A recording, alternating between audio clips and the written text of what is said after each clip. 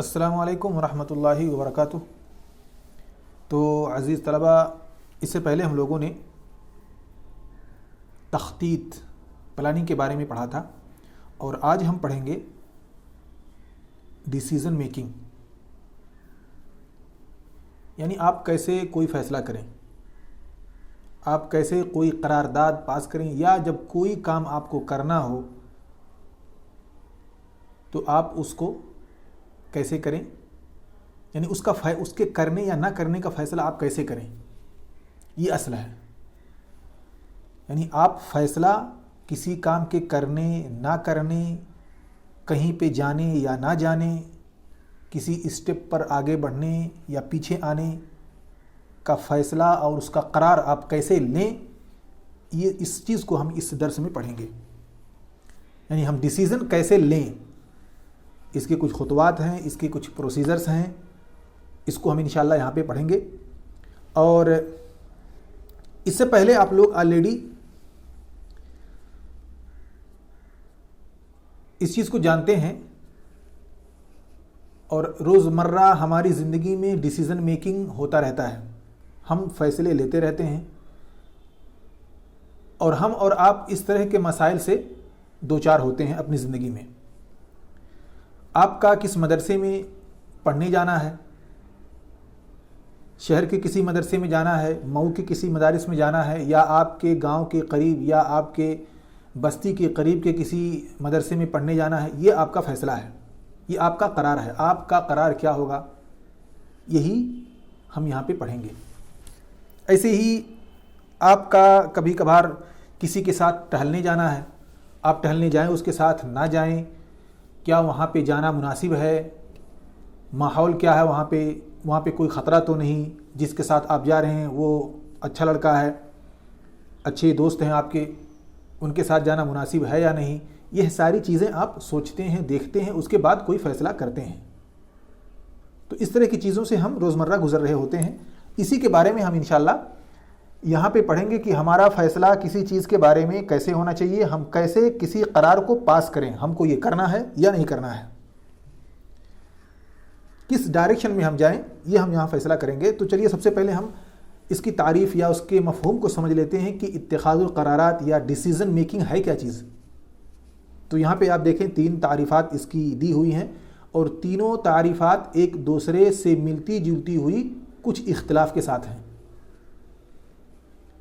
سب کا ہدف ایک ہے، ساری تعریفوں کا کنکلوژن جو ہے ان کا، یا جو خلاصہ ہے وہ ایک ہے، وہ یہ کہ آپ کسی پریشانی کو حل کرنے کے لیے کوئی بدیل اختیار کریں۔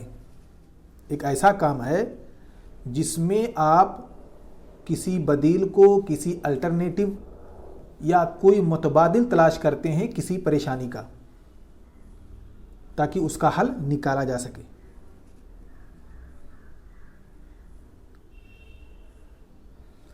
آپ کے پاس بہت سارے حلول ہوتے ہیں، بہت سارے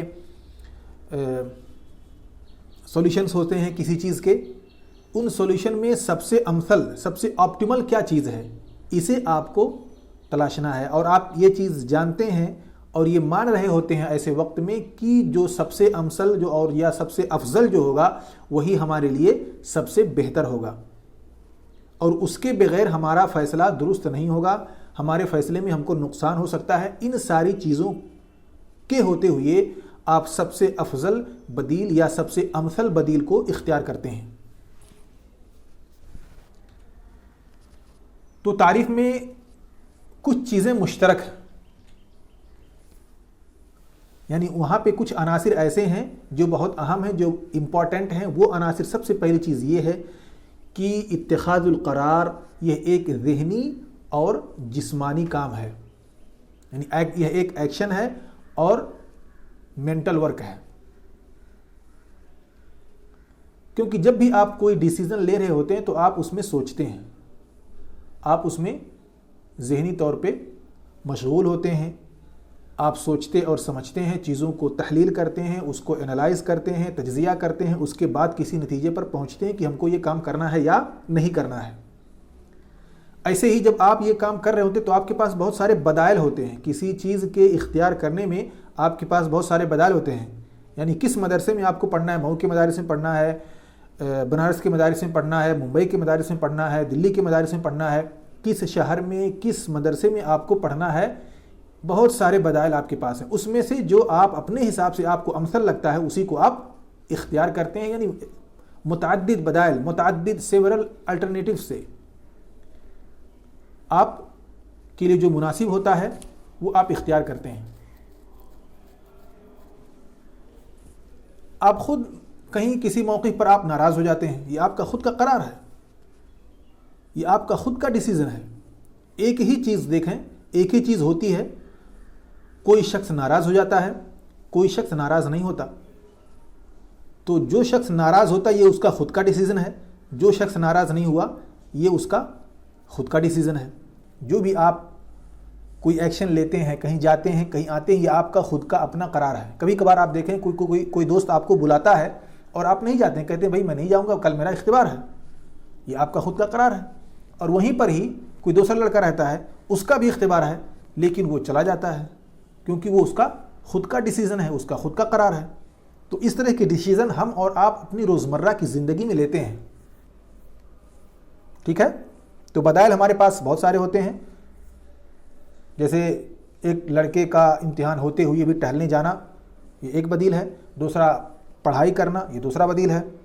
تیسرا کسی لڑکے کے ساتھ بیٹھ کر کے اسی چیز پر ڈسکس تھوڑا سا کرنا، تھوڑا سا چہل قدمی بھی کرنا اور چلتے پھرتے سبق یا آموختہ کی دہراتے رہنا وغیرہ. تو یہ اس کا خود کا اپنا آپشن ہے. کئی چیزیں ہیں، ان میں سے جو سب سے افضل اس کے لیے لگتا ہے وہ اختیار کرتا ہے. کوئی ٹہلنے چلا جاتا ہے، کوئی پڑھنے چلا جاتا ہے، کوئی اپنے ساتھیوں کے ساتھ بیٹھ کر کے ڈسکشن کرتا ہے. اسی طرح سے ہوتی رہتی ہیں. اور اس کا جو یہ کام ہوتا ہے یہ سب کس مقصد سے کر رہا ہوتا ہے؟ اس کے پاس ایک ہدف ہوتا ہے.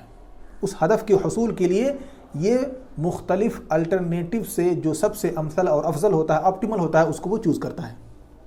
تو یہ ایک عملیہ ذہنیہ اور حرکیہ لحصول الاہداف من عدت بدائل. تو یہ تین چیزیں بہت اہم ہیں. یہ ایک کام ہے جو مختلف بدائل کے اختیار کرنے سے حاصل ہوتا ہے، اور اس کے حصول کے پیچھے آپ کا جو ہدف ہوتا ہے سب سے بڑا، اس ہدف کا حصول مضمر ہوتا ہے. اور کوئی بھی جب آپ فیصلہ کر رہے ہوتے ہیں تو آپ کے لیول کے اعتبار سے وہ فیصلہ ہوتا ہے. آپ گھر میں ہیں، اب گھریلو معاملات کے سلسلے میں آپ کا اپنا قرار ہوگا، آپ کا اپنا ڈیسیزن ہوگا. آپ ایک باپ ہیں، فیملی کے ساتھ ہیں، بچوں کے ساتھ ہیں، بیوی بچوں کے ساتھ ہیں، وہاں پر آپ کا اپنا ایک الگ قرار ہوگا، ایک الگ فیصلہ ہوگا، اس کا لیول کچھ الگ ہوگا. اسی طرح سے آپ کسی کمپنی میں مدیر ہیں، اسسٹنٹ ہیں، یا کسی یونیورسٹی یا مدرسے اسکول میں آپ ٹیچر ہیں، وہاں پہ آپ کا الگ فیصلہ ہوگا. تو جس طرح سے آپ کا مستویٰ ہوگا یا مستویٰ اداری آپ کا جیسے ہوگا، ویسے آپ کا ڈیسیزن بھی ہوگا، چھوٹا یا بڑا، اور اہم اور غیر اہم. تو یہاں پہ ہم سمجھیں گے ٹائپس آف ڈیسیزن. دو طرح کے ڈیسیزن ہوتے ہیں، ایک ہوتا ہے پروگرامڈ اور دوسرا ہوتا ہے نن پروگرامڈ. پروگرامڈ یعنی مبرمج، یعنی فکس ہے. کیا ہے وہ؟ فکس ہے، وہ بار بار ہوتا ہے، اسے آپ اچھی طرح سے جانتے ہیں، اس کے کچھ متعین اور فکس قواعد ہیں، کچھ قانون آپ کو بتا دیا گیا، اس کے حساب سے آپ کرتے رہتے ہیں. اور اگر یہ کام کرتے رہیں آپ، یہ قرار یا آپ ڈیسیزن لیتے ہیں تو اس کے پیچھے کیا ہونے والا ہے، کیا نتیجہ آنے والا ہے، اسے آپ تقریباً جانتے ہیں. یعنی ما لہ و ما علیہ کو آپ اچھی طرح سے جانتے ہیں، اس کے ماضی کو بھی جانتے ہیں، حال کو بھی جانتے ہیں، اور مستقبل میں کیا ہونے والا ہے اس کو بھی جانتے ہیں. اس طرح کے ڈیسیزن اگر آپ لیے ہیں تو آپ کے ساتھ ماضی میں کیا ہوا ہے اس کو جانتے ہیں. اگر ایسا ڈیسیزن لے رہے ہیں تو کیا ہو سکتا ہے اسے بھی جانتے ہیں. مستقبل میں کون سی پریشانی یا آسانی آپ کے لیے ہو سکتی ہے، اس ڈیسیزن کے بارے میں آپ اچھی طرح سے کم و بیش جانتے ہیں. اسی لیے اس میں زیادہ خطرات نہیں ہیں، زیادہ ڈرنے کی ضرورت نہیں ہے. آپ یہ ساری چیزیں اپنے تجربات سے سمجھ رہے ہوتے ہیں. اسی لیے اس کو کہا جاتا ہے مبرمج، یعنی یہ پروگرامڈ ہے، یعنی فکسڈ ہے، یعنی سب کچھ اس کے بارے میں تقریباً آپ جانتے ہیں. روزمرہ کی زندگی آپ جو کرتے ہیں، آتے ہیں، جاتے ہیں، نہاتے ہیں، کھاتے ہیں، پیتے ہیں، یہ سب آپ کا اپنا قرار ہے. کوئی صبح میں ناشتہ کرتا ہے، کوئی صبح میں ناشتہ نہیں کرتا، چھوڑ دیتا، یہ اس کا اپنا قرار ہے. جو ناشتہ کرتا ہے اس کو پتہ ہے کہ بھائی میں ناشتہ نہیں کروں گا تو کلاس میں صحیح سے بیٹھ نہیں پاؤں گا، ہو سکتا ہے ہم کو نیند آئے یا ہم کو پریشانی ہو یا میرا ذہن صحیح سے کام نہ کرے. اور جو شخص ناشتہ نہیں کرتا اس کو بھی پتہ ہے کہ نہیں کروں گا تو کچھ نہیں ہوگا، کئی دنوں سے کر رہا ہوں، کچھ نہیں ہوتا ہے تو آج بھی نہیں کروں گا. تو یہ ساری چیزیں آپ کے خود کے قرارات ہیں، آپ کے خود کے ڈیسیزن ہیں. تو یہ فکس ہے، مبرمج ہے. آپ کلاس میں جائیں گے، ٹیچر کے سامنے حاضر ہوں گے، پڑھیں گے، لکھیں گے. اس کے علاوہ ٹیچر کے ساتھ آپ کا مشارکہ ہوگا، جو چیز سمجھ میں نہیں آئے گی اس کو آپ پوچھ سکیں گے، ٹیچر بھی آپ سے خوش رہیں گے. آپ اگر کلاس میں نہیں جائیں گے تو آپ بھی جانتے ہیں کیا ہوگا، ٹیچر آپ سے ناراض ہوں گے، بہت ساری چیزیں آپ سے چھوٹ جائیں گی، بہت سارے مسائل آپ نہیں سمجھ پائیں گے.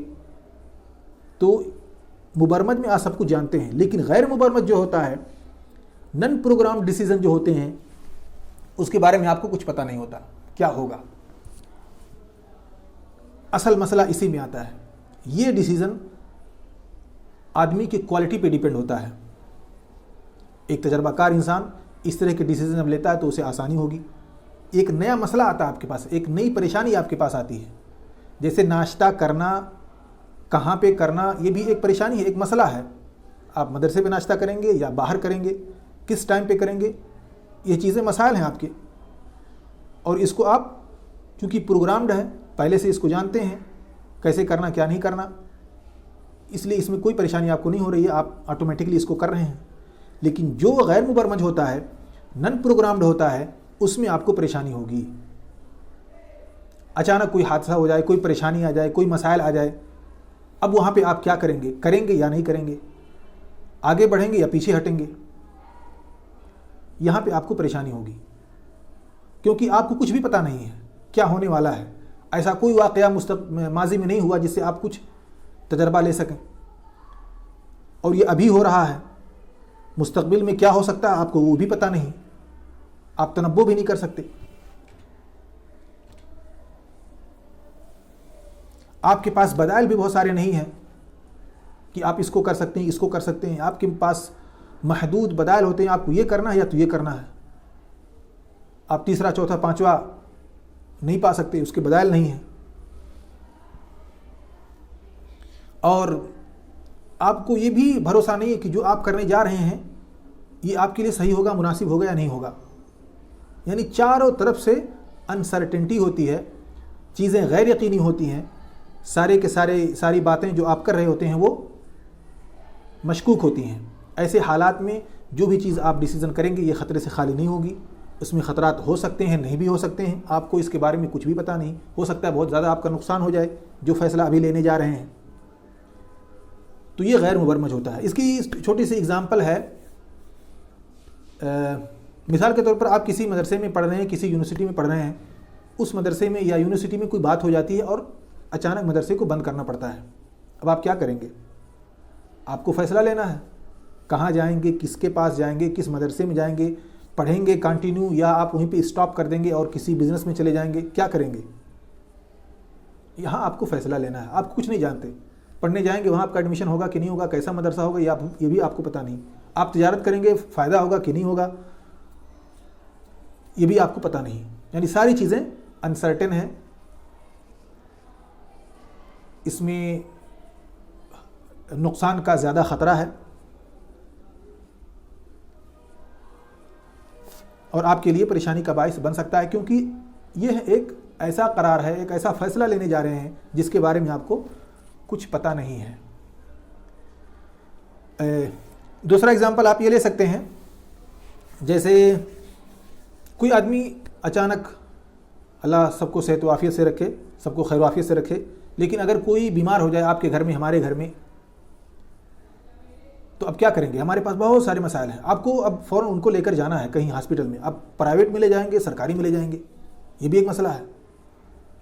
پرائیویٹ میں لے جائیں گے آپ کو اچھی فیسلٹی ملے گی لیکن مہنگا ہوگا. سرکاری میں لے جائیں گے فیس کم ہوگی لیکن فیسلٹی آپ کو اچھی نہیں مل پائے گی.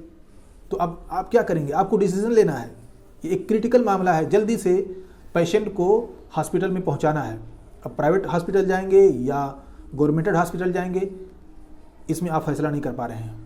ایک نیا مسئلہ آپ کے پاس آیا ہے، اب کیا کریں گے؟ اب آپ ظاہر سی بات لوگوں سے پوچھیں گے.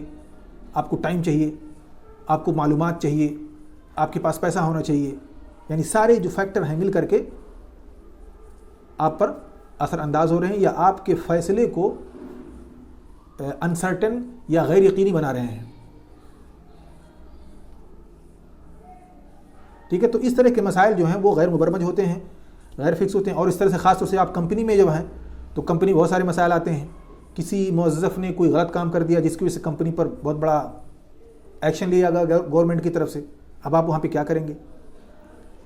اس آدمی کو وہاں سے مار بھگائیں گے یا اس کو رکھیں کیونکہ وہ ٹیلنٹڈ ہے، وہ بہت ساری چیزیں کر سکتا، ہو سکتا ہے اس سے کوئی غلطی ہوئی ہو. کیا کریں گے؟ یہ آپ کو ڈیسیزن لینا ہے، فیصلہ لینا ہے. یا گورنمنٹ کی طرف سے کوئی نیا قانون آیا، اب وہ قانون آپ کو خسارے میں لا سکتا ہے. اب آپ کے پاس آپشن ہے، آپ اس کو کریں، اس کو کریں، تیسرے کو کریں، چوتھے کو کریں. کیا کریں گے؟ یہ بھی آپ کو جو بدائل ہے اس میں سے اختیار کرنا ہے، اور جو سب سے بہترین ہو، جو سب سے فائدہ مند ہو آپ کی کمپنی کے لیے، وہ آپ کریں. تو اس طرح کے ڈیسیزن لیے جاتے ہیں.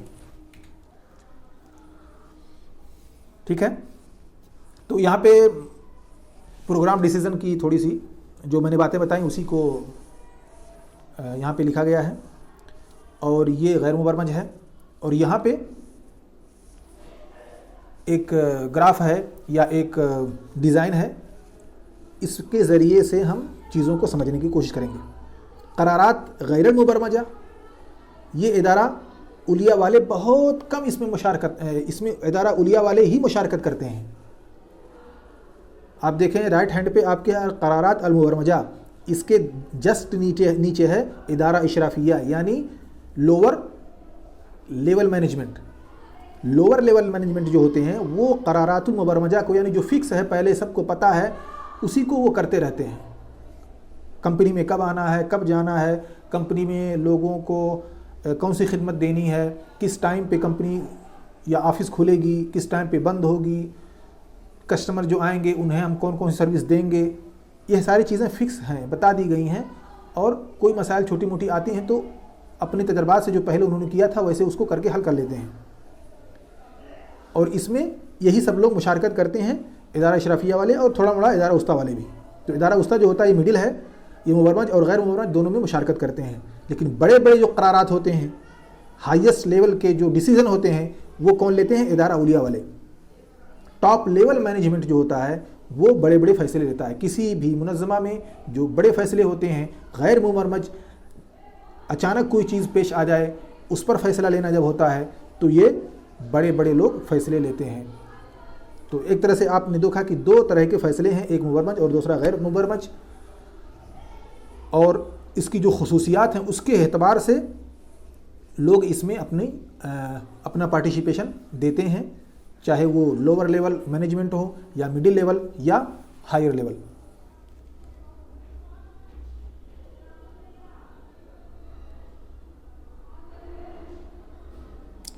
یہاں پہ اسے آپ پڑھ سکتے ہیں کہ کن بنیاد پر انسرٹنٹی آتی ہے. عدم التعقد، یعنی آپ کو غیر یقینی یا شک و شبہ کسی مسائل پر کیوں ہوتا ہے. یہاں پہ اس پر چند باتیں دی گئی، جیسا کہ میں نے بتایا کہ ایک وقت اور تکالیف یعنی ٹائم اور پیسہ وغیرہ بھی آپ کے لیے انسرٹنٹی پیدا کر سکتا ہے. آپ کے پاس ٹائم نہیں ہے کہ آپ لوگوں سے پوچھیں، لوگوں سے معلومات اکٹھا کریں کسی ڈاکٹر کسی ہاسپٹل کے بارے میں، پھر اس کے بعد فیصلہ کریں. آپ کو جلدی میں جانا ہے، آپ کے پاس پیسے بھی نہیں ہیں. پیسے زیادہ ہوں گے تو آپ پرائیویٹ میں چلے جائیں گے، کوئی مسئلہ نہیں، لیکن پیسے بھی نہیں ہیں، پیسے کم ہیں. تو یہ ساری چیزیں مل کر کے ایک گنجلک مسئلہ بنا دیتی ہیں، اور اسی وجہ سے انسرٹنٹی یا عدم التعقد کسی فیصلے میں یا ہمارے ڈیسیزن میں آتا ہے. اسی طرح سے جو ہمارا سماجی اور سیاسی ڈھانچہ ہے یہ بھی بڑا گنجلک ہوتا ہے. اس کی وجہ سے ہماری کمپنیز میں بڑے اثرات ہوتے ہیں. جیسے آپ نے دیکھا انڈیا میں اچھی اچھی کمپنیاں چل رہی تھیں، اس میں ٹرینڈ چلا دیا کہ چلو سرکاری چیزوں چائنیز چیزوں کو چھوڑ دو، انٹرنیشنل جو کمپنیز ہیں ان کو ترک کر دو اور پتنجلی پہ چلے آؤ. دیسی پروڈکٹ کھاؤ. تو یہ ایک سیاسی ڈھانچہ ہے, ایک فکر ہے سماج کی, معاشرے کی. اب ایسے ڈھانچے میں بڑی بڑی کمپنیاں, باہری کمپنیاں کیوں آئیں گی؟ وہ آئیں گی, اپنا کام کریں گے, اس کو خریدنے والے لوگ نہیں رہیں گے. کچھ لوگ سماجی لوگ مل کر کے آئیں گے اور کہیں گے بھائی انٹرنیشنل یا فارن کمپنیز کو چھوڑ دیجئے, لوکل کمپنیز کا سامان خریدیے, اس کو استعمال کیجئے. تو ظاہر سی بات ہے جو فارن کمپنیز آئی, اپنا پیسہ لگا, اس کا نقصان ہوگا. ایسے ہی چائنیز سامانوں کو لوگوں نے توڑنا پھوڑنا شروع کیا. تو یہ ساری چیزیں جو ہے وہ بزنس میں اثر انداز ہوتی ہیں. پولیٹیکل چیزیں جو ہیں, گورنمنٹ نے فارن چیزوں پر مان لیجئے ٹیکس زیادہ کر دیا, ایکسائز ڈیوٹی بڑھا دی اس پہ. تو یہ ساری چیزیں مؤثر ہوتی ہیں. ایسے ہی ہماری زندگی میں یومیہ طرح طرح کے چڑھاؤ اتار آتے رہتے ہیں. نئے رول کا آنا, نئے ریگولیشن کا آنا, حالات کا بدل جانا. تو یہ ساری چیزیں بھی منشآت میں یا بزنس سسٹم میں یا بزنس سیکٹر میں بڑی اثر انداز ہوتی ہیں. اسی لیے ایک انسان صحیح سے فیصلہ نہیں کر پاتا کیا کرے کیا نہ کرے. جیسے مثال کے طور پر یہی ابھی جب کرونا آیا, اب کرونا آیا تو اس نے بہت ساری چیزیں الٹ پلٹ دیں. اب جو ریسٹورنٹ بڑے مشہور تھے, اچھے تھے, ہائی لیول پر چلتے تھے, لوگوں کی وہاں بھیڑ رہتی تھی, وہ تو بالکل لاک ڈاؤن میں خسارے میں چلے گئے. اب اگر کوئی شخص ایسا فیصلہ ان مسائل میں کیا فیصلہ کر سکتا ہے؟ وہ یہی کہ اب جو اچھے سامان بناتا تھا وہ بیچارہ اب اس کو آن لائن بیچنا شروع کرے, آن لائن بزنس چالو کرے. اور جو کمپنیاں بھلے ہی وہ خراب رہی ہوں اپنا پروڈکٹ آن لائن بیچتی تھیں, جیسے زومیٹو, ان لوگوں نے تو بالکل پیسے ہی پیسے کمائے. تو یہ ساری چیزیں بھی جو جلدی سے کوئی تغیرات آتی ہیں, کوئی نیا قانون, گلوبلائزیشن, ایک انٹرنیشنل قانون سب پر لاگو ہوگا, کسی پر لاگو ہوگا, کسی پر نہیں لاگو ہوگا. یہ ساری چیزیں جو مل جل کر کے پورے سسٹم پر اثر انداز ہو رہی ہیں, اس کی وجہ سے بھی ہمارا اور آپ کا فیصلہ جو ہے وہ متعقد نہیں ہو پاتا. یہاں پہ مقارنہ ہے مبرمجہ اور غیر مبرمجہ, یعنی پروگرامڈ ڈیسیزن کی اور نن پروگرامڈ ڈیسیزن کی. اس میں آپ کو 3 ٹیبل دیے ہوئے ہیں. ایک میں مہمہ ہے, عناصر المقارنہ, اور مبرمجہ, غیر مبرمجہ. اس میں کس کی کتنی حد تک کنٹریبیوشن ہوتی ہے اور کیا کون سا عنصر کس عنصر کا فیکٹر بنتا ہے, یہ ساری چیزیں یہاں پہ بتائی گئی. جیسے طبیعت المہمہ, یعنی کوئی جو فیصلہ آپ لینے جا رہے ہیں, جو فیصلہ بذات خود کوئی فیصلہ آپ کا واضح ہوتا ہے مبرمج میں, لیکن غیر مبرمجہ میں واضح نہیں ہوتا, آپ اس میں ڈر رہے ہوتے ہیں, اور جو فیصلہ آپ کر رہے ہوتے ہیں اس میں بھی آپ کو شک و شبہ رہتا ہے. ایسے ہی جو معلومات ہوتی ہیں مبرمج میں متوفر ہے, آپ اپنے ماضی سے بہت سارے معلومات اکٹھا کر سکتے ہیں کہ اس طرح کا مسئلہ ہوا تھا تو ہم لوگوں نے ایسے ایسے کیا تھا اور ہم کو اس کا یہ نتیجہ ملا تھا. لیکن جو غیر مبرمج ہوتا ہے, اچانک کوئی چیز ہوا, اس میں معلومات آپ کے پاس بہت قلیل ہوتی, بہت کم معلومات ہوتی ہیں آپ کے پاس. اب ایسی حالت میں ظاہر سی بات ہے آپ کے پاس بدائل بھی کم ہوں گے. اور مستویٰ اداری جو ہوتا ہے, جیسا کہ میں نے آپ کو پہلے بتلایا کہ مبرمجہ میں اشرافیہ اور وسطیٰ والے غالباً شامل ہوتے ہیں, اور جو غیر مبرمج ہوتا ہے, جو بڑا ڈیسیزن لینا ہوتا ہے, اس میں ادارہ اولیاء والے شامل ہوتے ہیں. درجہ المخاطر بھی مبرمج میں محدود ہوتا ہے, بہت کم اس میں خطرہ رہتا ہے, کیونکہ آپ اپنے تجارب سے اور اپنی بہت ساری چیزوں سے آپ یہ چیز جانتے ہیں کہ کیا ہوگا کیا نہیں ہوگا, اور اگر ایسا ہو جائے تو ہم ایسا کر سکتے ہیں. یہ ساری چیزیں آپ روٹین سے اپنے بار بار کسی کام کو کرنے سے سیکھ چکے ہیں. لیکن جب کوئی چیز پہلی بار آپ کو کرنا ہوتا ہے, کوئی نیا فیصلہ لینا ہوتا ہے جو پہلے سے نہیں ہوا ہے, اس میں آپ کے لیے خطرہ زیادہ ہوتا ہے. اب ہم آتے ہیں خطوات اتخاذ القرارات, اسٹیپس آف ڈیسیزن میکنگ. یہ بڑا اہم ہے, یہ سب سے اہم ہے اس چیپٹر میں. تحدید المشکلہ, اس کا سب سے پہلا اسٹیپ ہے تحدید المشکلہ, یعنی آپ پریشانی کو, جو پرابلم ہے اس کو آپ فکس کریں, اس کو آئیڈینٹیفائی کریں کہ کیا پرابلم ہے. ایک ڈاکٹر جو ہوتا ہے وہ مریض کے اندر कौन सी बीमारी है इसका पता लगाने की कोशिश करता है। एक आदमी को खांसी क्यों आ रही है, डॉक्टर इसको पता लगाने की कोशिश करता है। टीवी की वजह से या फेफड़े में कोई प्रॉब्लम है, क्या वजह है, इन असबाब तक तहदीदुल मुश्किल यानी परेशानी, असल परेशानी तक पहुंचने की डॉक्टर कोशिश करता है। तो सबसे पहला स्टेप है और सबसे अहम स्टेप है तहदीदुल मुश्किल, यानी परेशानी को आप आइडेंटिफाई करें, प्रॉब्लम को आइडेंटिफाई करें, उसके बाद ही आपका दूसरा स्टेप शुरू होगा। क्योंकि अगर डॉक्टर को ये पता नहीं है कि मरीज़ को कौन सी बीमारी है तो फिर वो कोई इलाज नहीं कर सकता। वैसे अल्लम गल्लम कोई भी दवा देगा लेकिन वो उस आदमी का इलाज नहीं कर पाएगा। तो सबसे पहला काम है कि आप प्रॉब्लम को आइडेंटिफाई करें, परेशानी को पहचानें, उसके असबाब तक पहुंचने की कोशिश करें। फिर उसके बाद दूसरा स्टेप आता है उस परेशानी या उस असबाब से मुताल्लिक चीज़ों के बारे में मालूमात इकट्ठा करना, जमउल मालूमात, कलेक्शन ऑफ इंफॉर्मेशन। ये दूसरा स्टेप है।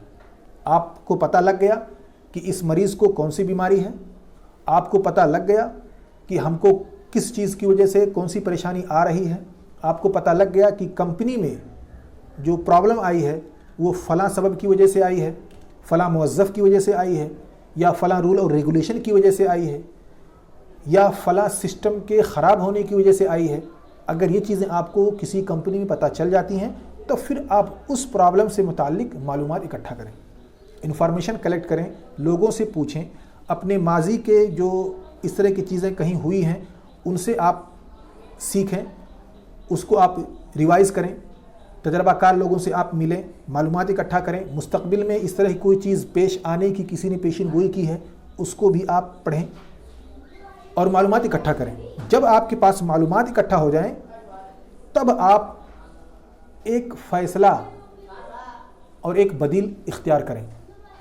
अभी आप फ़ैसला इख्तियार नहीं कर रहे हैं बल्कि आप बदील इख्तियार कर रहे हैं, यानी आप ये भी कर सकते हैं, ये भी कर सकते हैं, ये भी कर सकते हैं। आप अगर ये करेंगे तो आपको ये फ़ायदा होगा, अगर दूसरा बदील इख्तियार करते हैं तो आपको ये फ़ायदा होगा, ये नुकसान होगा।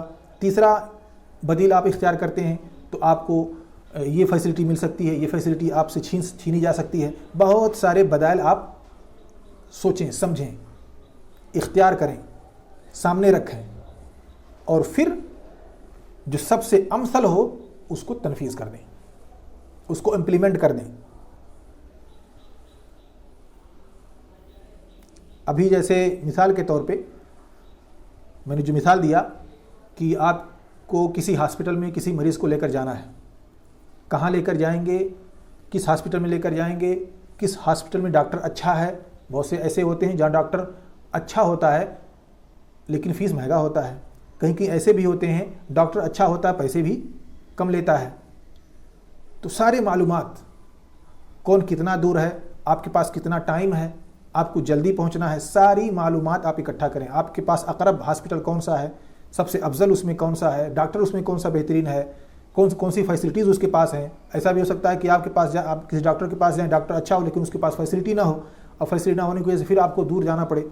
तो यह सारी चीज़ें आप तमाम तरह की मालूमात इकट्ठा करें और फिर आप बदील करें। इस डॉक्टर के पास जाया जा सकता है, इस हॉस्पिटल में हम जा सकते हैं, यहाँ भी हम जा सकते हैं, यहाँ भी हम जा सकते हैं।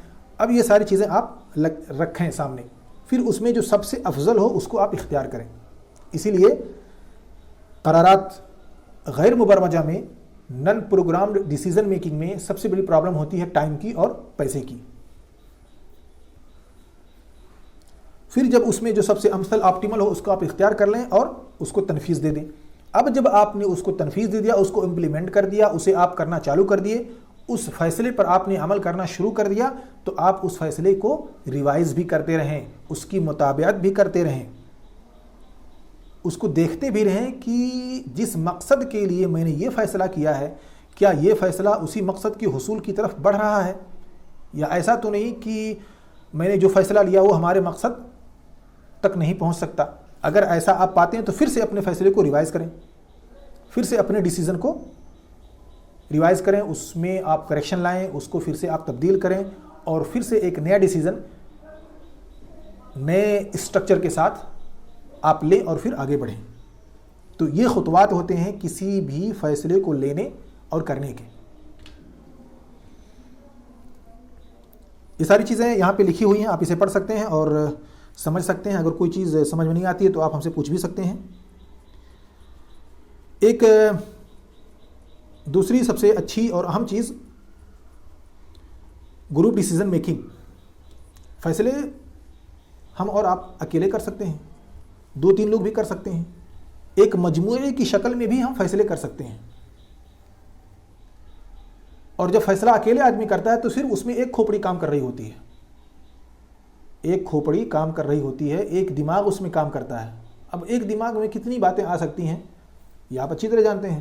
جب کئی لوگ کسی مسائل پہ ڈسکس کریں گے، کسی مسئلے کو سوچیں گے، سمجھیں گے، اس کے اسباب تک پہنچنے کی کوشش کریں گے، اس کے معلومات کو اکٹھا کریں گے، اس کے بدائل اور حلول کو تلاش کریں گے، تو ہمارے پاس بہت ساری چیزیں ہوں گی، بہت سارے حلول ہمارے پاس ہوں گے، بہت ساری معلومات ہمارے پاس ہوں گی، اور بہت سارے اسباب کو بھی ہم جاننے کی بہت سارے اسباب تک بھی ہم پہنچ سکتے ہیں.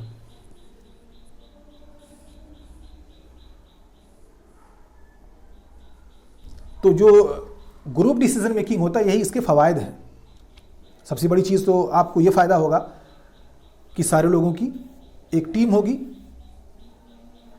ایک شورائیت ہوگی، اس کے ذریعے سے آپ کا فیصلہ ہوگا. دوسری چیز، آپ بہت سارے الٹرنیٹیوز، بہت سارے بدائل آپ پا سکتے ہیں، کیونکہ ایک آدمی نے ایک بدیل بتایا، دوسرے آدمی نے دوسرا حل بتایا، تیسرے آدمی نے چوتھا حل بتایا. اس طرح سے 4-5 حلول آپ کے پاس ہو جائیں گے، اور اس میں سے جو سب سے افضل ہو اسے آپ امپلیمنٹ کریں. ایسے ہی جب ہم کسی فیصلے کو پوری جماعت کے ڈسکشن کے بعد لیتے ہیں تو اس کا فائدہ یہ ہوتا ہے کہ سارے لوگ اس کو ایکسیپٹ کر لیتے ہیں، یعنی سارے لوگوں کی اس میں مشارکت ہوتی ہے اور سارے لوگ اس کو بڑی اچھی سے مان بھی جاتے ہیں، کیونکہ اس ٹائم پہ ہر ایک کی مشارکت ہوتی ہے، ہر کوئی اپنی اپنی بات کہہ رہا ہوتا ہے اور سارے لوگ اس کو ایکسیپٹ بھی کر رہے ہوتے ہیں اور سمجھ بھی رہے ہوتے ہیں. تو جو ہمارا خطہ ہوتا ہے، جو ہماری تخطیط ہوتی ہے، وہ بھی ہماری وہاں پہ واضح ہو جاتی ہے اس پرابلم کو حل کرنے کی سب کے سامنے. تو اس کے امپلیمنٹیشن میں، یعنی جو لوگ اس کو امپلیمنٹ کریں گے وہی لوگ اس میں مشارکت بھی کر رہے ہیں، تو ایک طرح سے ان کو خوشی بھی ہوگی کہ چلیے ہم اپنی باتوں پر عمل کر رہے ہیں. جو ہم نے خطہ بنایا ہے، جو ہم نے فیصلہ لیا ہے، یہ فیصلہ ہمارا، ہم سب کا ہے. یہ فائدہ ہوتا ہے گروپ ڈیسیزن میکنگ میں. لیکن اگر آپ ڈیسیزن اکیلے لیں، جیسا کہ عام طور پہ ہوتا ہے، اس کے بھی فائدے ہیں، اسی بات نہیں ہے کہ صرف گروپ ڈیسیزن کے ہی فوائد ہیں، اس میں کچھ عیوب بھی ہیں. اور جو فردی ڈیسیزن ہوتے ہیں وہ یہ ہوتے ہیں کہ ایک آدمی جو جانتا ہے، جو سمجھتا ہے، جو بوجھتا ہے، وہی سب پر تھوپ دیتا ہے. کوئی تنظیم ہے، کوئی آرگنائزیشن ہے، کوئی چیریٹیبل ٹرسٹ ہے، اس کا مالک ایک ہوتا ہے. اب جو اس کی کھوپڑی میں آتا ہے، جو اس کے دماغ میں آتا ہے، سب سے کہتا ہے بھائی آپ لوگ یہ کریے، آپ لوگ یہ کریے، آپ لوگ ایسا کریں، آپ لوگ یہاں جائیں، آپ لوگ وہاں آئیں. یہ ساری چیزیں پیش آ سکتی ہیں اگر ایک انسان، اور پھر جب ایسا ہوگا کہ ڈیسیزن کو کسی پر تھوپا جائے گا تو پھر اس میں لوگوں کی مشارکت کم ہو جائے گی. سب سے پہلی چیز تو لوگوں کو سمجھ میں نہیں آئے گا کہ یہ کرنا کیا چاہ رہے ہیں. کبھی کبھار ایسا ہوتا ہے کہ کہہ دیا جاتا ہے بھائی اس کو آپ کریں. اب میں خود نہیں جانتا کہ یہ آدمی فلاں چیز کو کیوں کروانا چاہتا ہے، اس کا فائدہ کیا ہوگا، اس سے کس کو نقصان ہوگا. ہو سکتا ہے ہمیں کو نقصان ہو جائے، یا ہو سکتا ہے جس مقصد کے لیے میں یہاں آیا ہوں وہ مقصد ہی حاصل نہ ہو سکے، تو پھر اس میں آدمی کا دل نہیں لگتا. تو یہ سارے فوائد ہیں گروپ ڈیسیزن میکنگ کے، اور اس کے نقصانات بھی ہیں، ایسی بات نہیں ہے. آپ اسے پڑھ سکتے ہیں. جیسے یہاں پہ سب سے بڑی چیز وقت لگتا ہے. بہت سارے لوگ آتے ہیں، اپنی اپنی باتیں رکھتے ہیں، سب کی باتوں کو سننا پڑے گا. بہت سے اس میں ناراض بھی ہو جائیں گے. گروپ ڈیسیزن میں جھگڑے بھی ہو سکتے ہیں، کوئی کچھ کہہ رہا، کوئی کچھ کہہ رہا ہے. اور یہ بھی بات آ سکتی ہے کہ کسی کی بات مان لی گئی، دوسرا ناراض ہو جائے گا کہ ہماری بات نہیں مانی گئی، فلاں کی بات مان لی گئی، فلاں جو ہے وہ ادارہ سے زیادہ قریب ہے، یا ان کو زیادہ چاہتے ہیں، ہم کو کم چاہتے ہیں. تو اس طرح کی چیزیں پیش آ سکتی ہیں. یہاں پہ لکھی ہوئی ہیں، آپ اسے پڑھ سکتے ہیں، سمجھ سکتے ہیں. اور اب ہم آتے ہیں ایک کرنٹ ایشوز پر، اور وہ یہ ہے کہ اس وقت کمپیوٹر بیسڈ بھی ڈیسیزن لیا جاتا ہے. یعنی آپ انٹرنیٹ پر جائیں، سافٹ ویئر کو کھولیں، سافٹ ویئر آپ سے کچھ سوالات کرے گا، ان سوالات کے آپ جواب دیں، وہ آپ کو بتا دے گا کہ آپ کو کیا کرنا چاہیے. ٹھیک ہے. ایسے اس کا سب سے سادہ ایگزامپل، سمپل ایگزامپل یہ ہے کہ آپ مان لیجئے فراغت کے بعد، چاہے آپ فضیلت میں ہوں یا عالمیت میں، آپ فارغ ہو گئے تو آپ کون سا تخصص اختیار کریں جو آپ کے لیے مناسب ہو، آپ کی اپنی پسند کے اعتبار سے اچھا ہو، آپ کے اپنے مال و دولت کے اعتبار سے اچھا ہو، آپ کے اپنے ایریے اور سماج اور معاشرے کے اعتبار سے اچھا ہو. تو کون سا فیصلہ آپ کریں، کون سے تخصص میں آپ جائیں جو پرسنلی آپ کے لیے، آپ کے فیملی کے لیے، آپ کے سماج کے لیے اور فائنینشیلی آپ کی پوزیشن کے اعتبار سے وہ فیصلہ اچھا ہو. کیا کریں گے، کون سا ڈیسیزن آپ لیں گے، کس تخصص میں جائیں گے، فائنینس میں جائیں گے، بینکنگ میں جائیں گے، یا آپ میڈیا میں جائیں گے جرنلزم کی طرف، یا آپ میڈیکل میں جائیں گے، انجینئرنگ میں جائیں گے، یا سوشل ورک کی طرف جائیں گے، یا علوم دینیہ کی طرف جائیں گے. کس تخصص میں آپ جانا چاہیں گے. آپ کو کوئی فیصلہ مل نہیں پا رہا ہے تو آپ جائیں گے، کمپیوٹر پہ بیٹھیں گے، کمپیوٹر پہ بیٹھ کر کے کمپیوٹر میں جو خیارات ہیں اس کو آپ اختیار کریں گے. پھر اس کے بعد کمپیوٹر آپ سے سوالات پوچھے گا، متعدد سوالات، کئی سوال. آپ کو بس ایمانداری سے اپنے دل کے گہرائی سے اس کا جواب دینا ہے. یعنی اس میں آپ کو کچھ سوچنا نہیں ہے، یعنی آپ ایزیوم نہیں کریں گے کہ ایسا کریں گے تو ایسا ہو جائے گا یا میں فیوچر میں ایسا کروں گا. نہیں، آپ اس وقت جس حالت پر ہیں، جو کرنٹ پوزیشن آپ کی ہے، جہاں پہ آپ کھڑے ہیں، اس کے اعتبار سے آپ اس کا جواب دیں گے، فکس جواب. اس میں ایزیوم نہیں کرنا ہے کہ فرض کر لیں ایسا ہو جائے ویسا ہو جائے، یا آپ ایسا کریں گے، یا ابھی آپ ایسا نہیں کر رہے ہیں، فیوچر میں آپ ایسا کرنے کی کوشش کریں گے یا ایسا کر سکتے ہیں. یہ چیز نہیں، بلکہ جو آپ اس وقت کر رہے ہیں، جو آپ نے ابھی تک کیا ہے، اس کا آپ کو جواب دینا ہے. سوال پوچھے گا مثلا جیسے کیا آپ ریاضیات کو پسند کرتے ہیں، کیا آپ کو نمبروں کے ساتھ جوڑنا گھٹانا پسند آتا ہے، اچھا لگتا ہے، کیا ریاضیات میں آپ کے کلاسز میں اچھے نمبرات آئے یا نہیں آئے، ریاضیات کے ٹیچر کو آپ کتنا پسند کرتے تھے. طرح طرح کے سوال ایک چیز سے متعلق کو پوچھے گا. اگر آپ کا جواب یہ سب منفی رہا تو پھر کہہ دے گا بھیا آپ اب انجینئرنگ کی طرف نہ جائیں، یہ آپ کے لیے بڑا مشکل ہو سکتا ہے. پھر دوسرا سوال آپ سے پوچھتا ہے، یا دوسرے سوالات آپ سے پوچھتا ہے کہ دوسرے ٹائپ کے، کہ کیا آپ سماجی طور پر ایکٹیو ہیں، یعنی سماج میں کوئی کام دھام ہوتا ہے تو اس میں آپ جاتے ہیں. آپ کہیں گے ہاں. یا پھر پوچھتا ہے کہ آپ لوگوں کے شادی بیاہ وغیرہ میں آپ بھی مشارکت کرتے ہیں، کوئی پریشانی کسی کے گھر آتی ہے تو آپ وہاں پہنچتے ہیں، ان کی مدد کرنے کی کوشش کرتے ہیں. سماجی کام دھام، سماجی ایکٹیویٹیز جو ہوتی ہیں اس میں آپ کی شمولیت اچھی رہتی ہے، آپ اس میں برابر شریک ہوتے ہیں، گاؤں والے آپ کو ایک اچھی نظر سے دیکھتے ہیں. تو آپ اس میں جب ایک پازیٹیو جواب دیں گے تو اس کو لگے گا کمپیوٹر کو کہ بھائی آپ تو ایک طرح سماج سے جڑے ہوئے ہیں، آپ کو سوشل ورک بڑا پسند ہے، تو ٹھیک ہے آپ سوشل سائنس میں چلے جائیے، سماجی کام کیجیے. اب سوشل سائنس سے متعلق جیسے آپ جرنلزم میں بھی اسی سے ریلیٹڈ چیزیں ہیں اس میں جا سکتے ہیں. ایسے ہی آپ سماجی کام، کوئی این جی او، کوئی جمعیہ خیریہ، اس سے آپ جڑ سکتے ہیں. اس طرح کی چیزیں وہ آپ کو انڈیکیٹ کرے گا یا آپ کو کرنے کو کہے گا کہ آپ یہ فیصلہ کریں، آپ کے لیے مناسب ہے. اب اس میں سے کچھ جو سافٹ ویئر چل رہے ہیں اس میں سے ایک ہے ایکسپرٹ سسٹم، دوسرا ہے ایگزیکٹو سپورٹ سسٹم، اور تیسرا ہے group decision support system GSS. تو ES اور GSS یہ ایک طرح کے پروگرام ہیں کمپیوٹر ڈیسیژن میکنگ.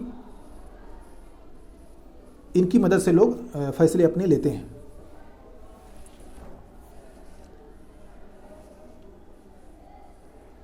اب یہاں پہ کچھ مصطلحات ہیں، آپ اسے یاد کر لیں، سمجھ لیں، بڑا مفید رہے گا. تو یہیں پہ ہمارا درس ختم ہوتا ہے. اب اگلے درس میں انشاءاللہ ہم مزید کچھ چیزوں کو پڑھیں گے جو اسی وظائف الادارہ یا مینیجریل ایکٹیویٹی سے متعلق ہوں گی.